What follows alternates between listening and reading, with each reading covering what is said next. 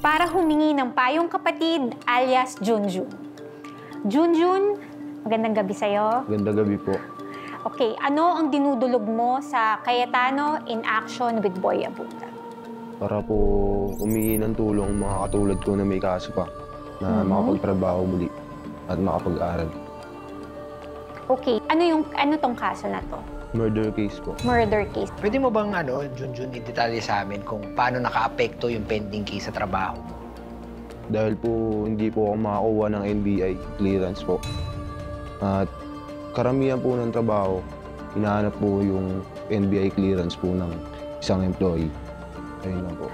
Si Junjun kasi ay nagtrabaho sa isang restaurant. Tapos ang sinasabi niya is, nagtrabaho ka pero tinanggal ka. Tama ba? Yes po. Tinanggal ka dahil hindi ka nakapagbigay ng NBI clearance or nalaman ba nila Nalaman na may... po nila na may kaso pa po akong pending. Okay, nalaman nila na may pending case. Pagkatapos ng ilang araw? Mga 4 na araw po, nalaman po nila. Dahil po, sinabi ko po dun sa katrabaho ko. Dahil nangangamba rin po ako, baka malaman po nila ng mas matagal pa po. Baka mas lalo lang po silang magalit po sa akin. Ayon kasi sa ating labor code or sa ating labor laws, may sinasabi kasi ng prerogative ng management. Sila kasi yung may karapatan, kung ano ba talaga yung dapat nilang isama sa hiring policies. Balikan natin, since nagtrabaho ka naman ng ilang araw, merong ba kayong kontrata na pinirmahan? Para malaman lang natin, ba't ko tinatanong? Para malaman natin kung legal ba or hindi ang pagtanggal sa'yo dahil sa kaso mo. Wala naman pong kontrata na pinirmahan po. Nung unang araw na pagpasok mo, in-explain ba nila sa'yo na, Junjun, itong kailangan mo makamit, kailangan mo makaluto ng ganito karami? Yung parang nag-set ba sila ng standards na kailangan mong... Wala naman po. Wala naman po. At wala rin silang kasulatan ng standards or kahit anong pinakita sa'yo na, Junjun, ito trabaho mo, ito kailangan mo magawa, ito kailangan mo matapos. Wala rin po. Pwede mo bang may detalye sa amin kung paano kanila tinanggal? By chat lang po dun sa HR po na nakakausap ko rin po bago ako pumasok. May nagkwento daw po sa kanya na ganito ganyan na may kaso po ako. Binayaran ka naman nila na sahod mo dun sa mga nakaraan? Yes po, nakuha ko naman po yung sahod ko.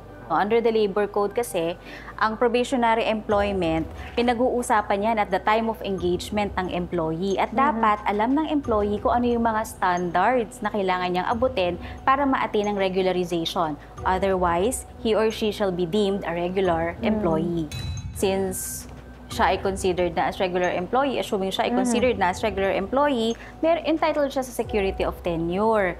And hindi siya pwedeng tanggalin unless for just and authorized causes, and dapat sundin yung procedural due process na nakasaad sa labor code.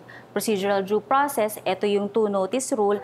You have to receive a notice to explain kung bakit hindi ka papatawan ng kahit anumang penalty, either ito ay suspension or dismissal ng employee dahil sa pag-violate mo ng mga company policies. And you are given 5 days to submit your answer.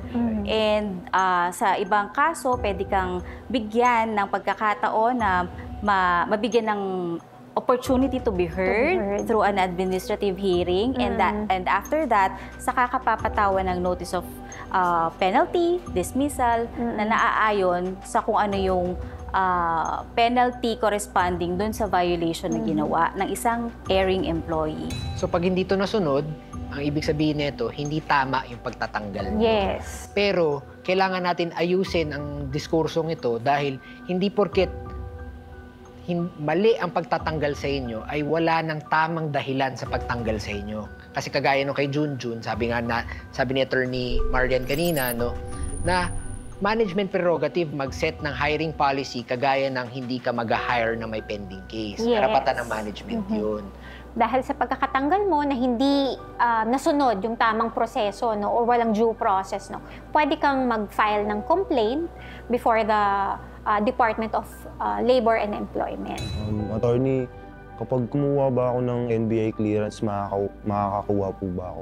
Makakakuha ka ng NBI clearance pero may hit ka.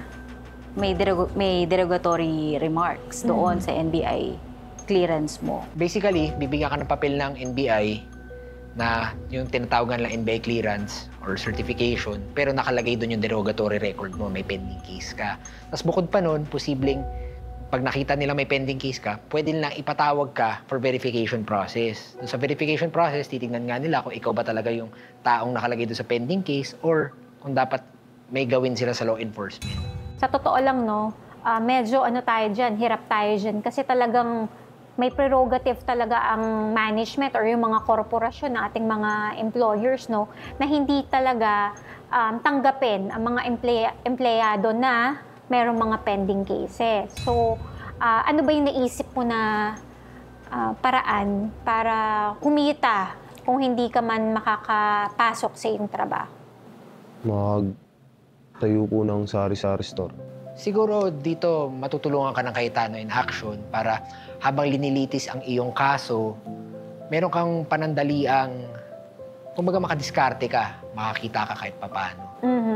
Pero gusto ko din sana idagdag sa diskurso natin, no, na kung ikaw ay may pending case, natapos yung pending case, eventually na-dismiss, pwede ka pumunta sa NBI para ipaklaro yung records mo. Na may order ng Yes, court. of course. So, pagka may court order ka na saying that the case is finally dismissed, acquitted ka dun sa criminal case, dadala ka ng certified true copy na among other requirements, dali mo yan kay NBI, ipaprocess nila yan, malilinis din yung record mo eventually. Yun nga lang, kailangan mong tiyagain yung kaso mo at ilitis mo. Dahil hirap na makakuha ng trabaho, minabuti ng Cayetano in Action team na bigyan ng dagdag paninda at puhunan ng pamilya ni alias Junjun. May sari-sari store ang nanay niya na dahil sa utang pambayad ng kanyang piyansa, pailan-ilan lang ngayon ang laman na paninda. Habang walang trabaho, magtitinda na muna si alias Junjun para makaipon sa kanyang pagkokolehiyo. Maraming salamat po sa CIA at dinulog niyo po ang aking katanungan. Salamat po sa tulong na binigay niyo sa akin. Sa amin ni Mama, may dagdag pang kabuhayan na po kami. Maraming salamat po. Cayetano in Action with Boy Abunda would like to thank Siomai King, ang hari ng siomai. JC Organic Barley, live healthy, choose good life. And Seimada from La Luna Cafe. Come home to a delicious tradition. We're located at 103 ML Quezon Avenue, Hagonoy, Taguig. 7. Visit at B6, Bonifacio High Street, BGC, Taguig.